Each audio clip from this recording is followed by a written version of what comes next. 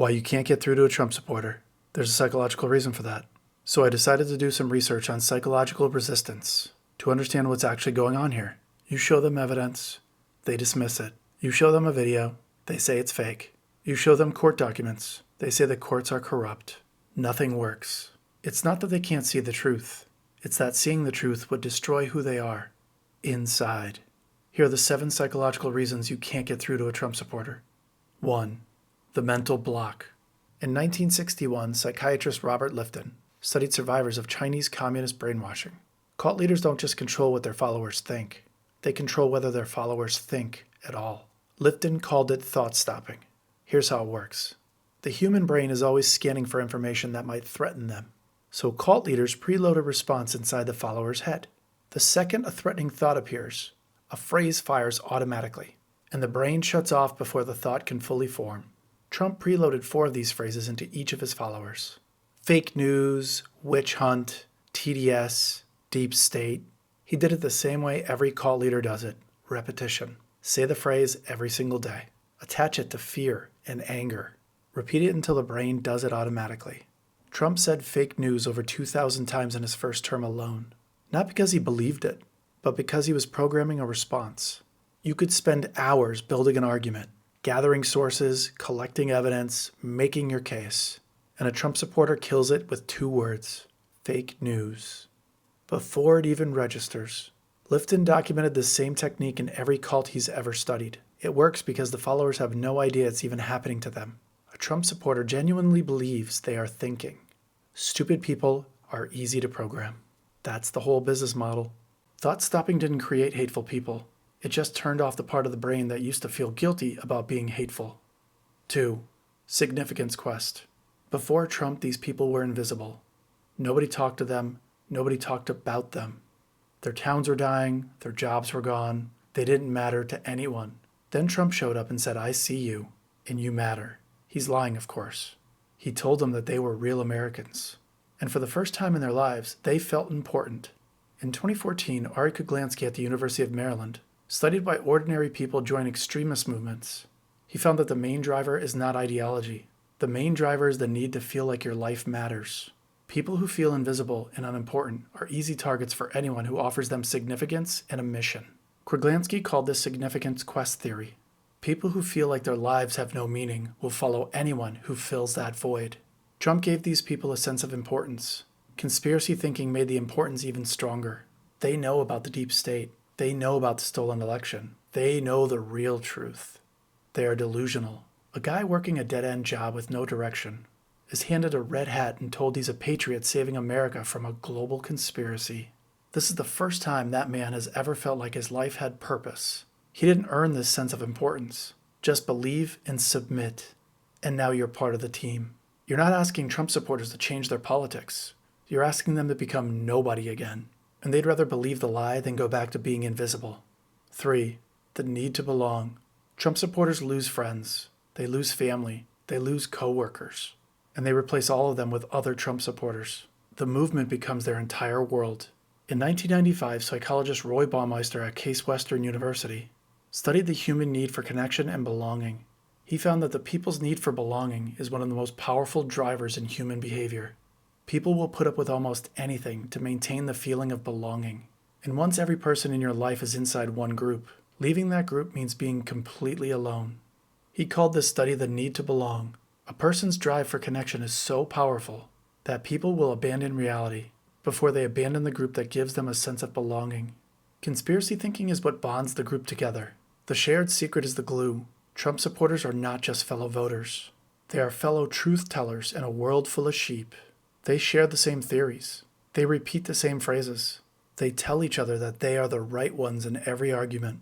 That bond is stronger than friendship.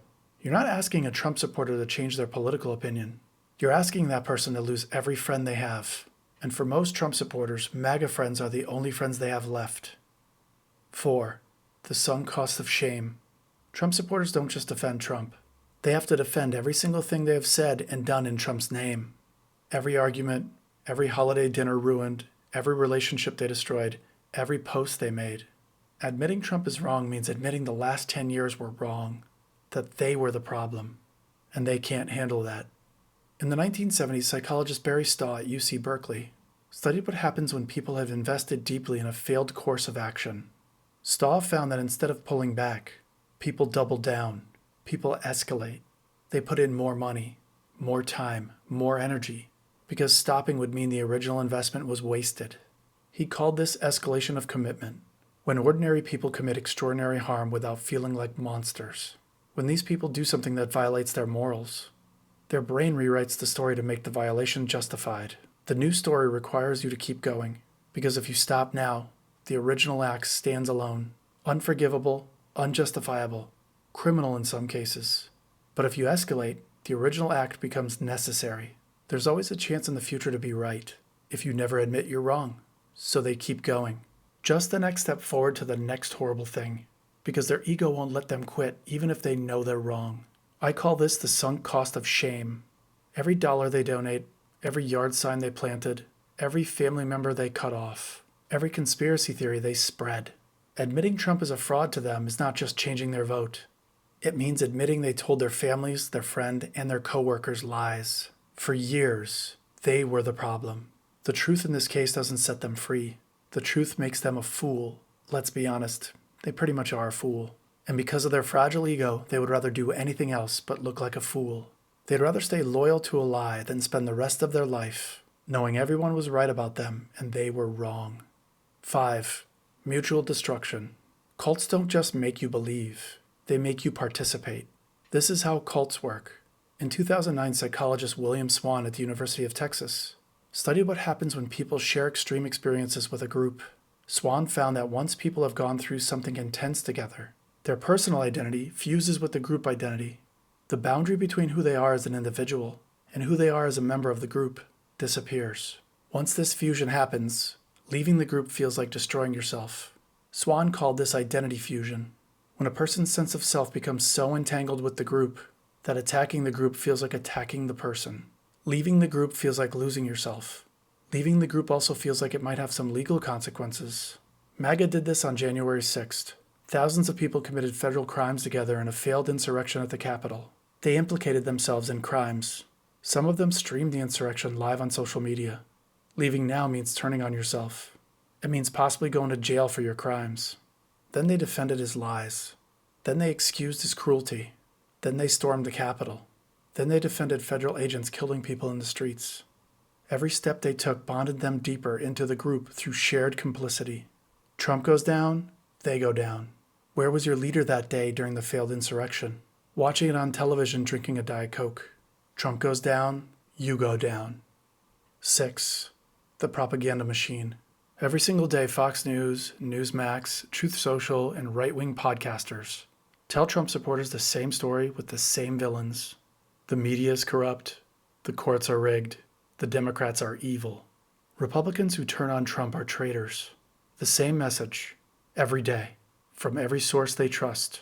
In the 1960s, communications researcher George Gerbner at the University of Pennsylvania studied what happens when people hear the same message over and over again from every source they consume. Gerbner found that repeated exposure does not just inform people. Repeated exposure replaces what people believe is real. Their own experiences stop mattering. The message becomes their reality. Gerbner called this cultivation theory. When hearing the same message over and over again, from every source you trust, eventually replaces your sense of reality with the message itself. After months and years of hearing the same story from every direction, the brain stops questioning the story. The story just becomes the truth. The story just becomes the truth. So when the real news reports something bad about Trump, that's fake news to them. When courts rule against Trump, those are corrupt judges. When Republicans break from Trump, those are traitors. There's no outside source Trump supporters trust anymore. Every piece of evidence that proves Trump supporters wrong just proves the conspiracy is bigger than they thought. Right-wing media is the machine that keeps the cult alive. It's the propaganda delivery system. Without right-wing media, the whole thing falls apart. Trump supporters don't think for themselves anymore.